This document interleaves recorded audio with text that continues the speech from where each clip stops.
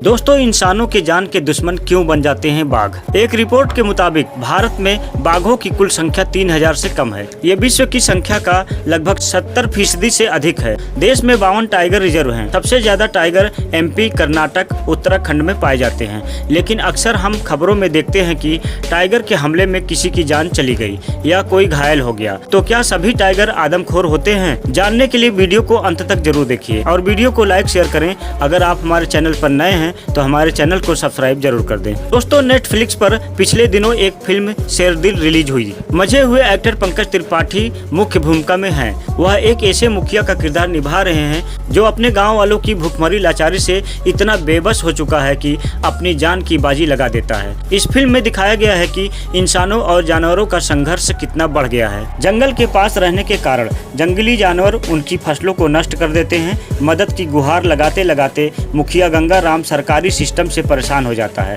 एक दिन उसकी नज़र एक नोटिस बोर्ड पर पड़ती है जिसमें लिखा होता है कि जंगल के पास रहने वाले किसी शख्स की मौत बाघ के हमले में होती है तो सरकार परिजनों को 10 लाख रुपए की मदद देगी। गंगाराम कैंसर का बहाना बनाकर पत्नी, बच्चों और बूढ़ी मां को समझाकर जंगल में शहीद होने के लिए निकल पड़ता है। कई दिनों तक घूमने के बाद टाइगर तो नहीं मिलता है, लेकिन एक शिकारी से मुलाकात होती है। उसके साथ डील होती है कि पहले वह टाइगर को गंगाराम पर अटैक करने देगा और फिर गोली चलाएगा। लेकिन एक समय ऐसा आता है जब गंगाराम टाइगर के सामने खड़ा होता है, लेकिन वह उस पर हमला नहीं करता है।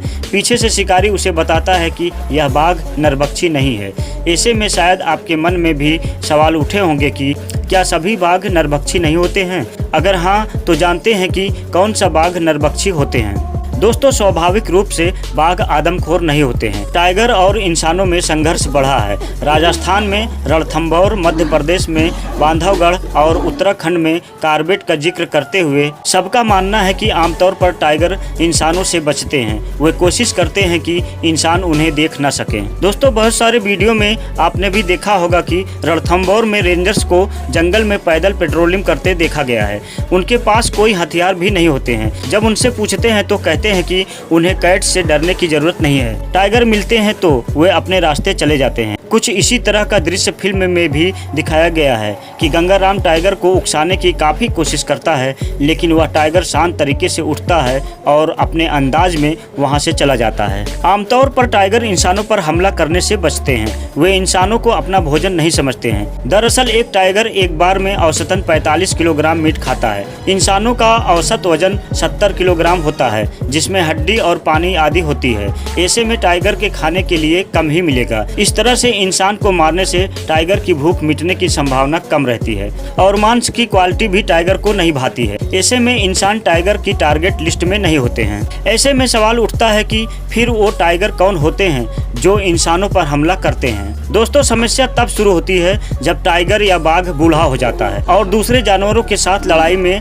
या किसी अन्य कारण से घायल हो जाता है। इसके अलावा अगर टाइगर ज्यादा चल फिर नहीं पाता है, हिरण या दूसरे जानवर का शिकार करना उसके लिए मुश्किल हो जाता है। बूढ़े होने के कारण उसके दांत घिस जाते हैं या गिर जाते हैं। ऐसे में उसके लिए खाने की व्यवस्था करना मुश्किल हो जाता है। इस दशा में टाइगर को लगता है कि इंसान उसके लिए सबसे आसान शिकार है, क्योंकि वह आसानी से बिना ज्यादा भगाए हमला कर सकता है और मांस भी अपेक्षाकृत नरम होता है। दोस्तों, टाइगर के मुंह एक बार इंसान का खून लगने के बाद वह मैन ईटर यानी नरभक्षी बन जाता है। जानवरों के साथ संघर्ष करने के लिए कुछ हद तक इंसान भी जिम्मेदार है।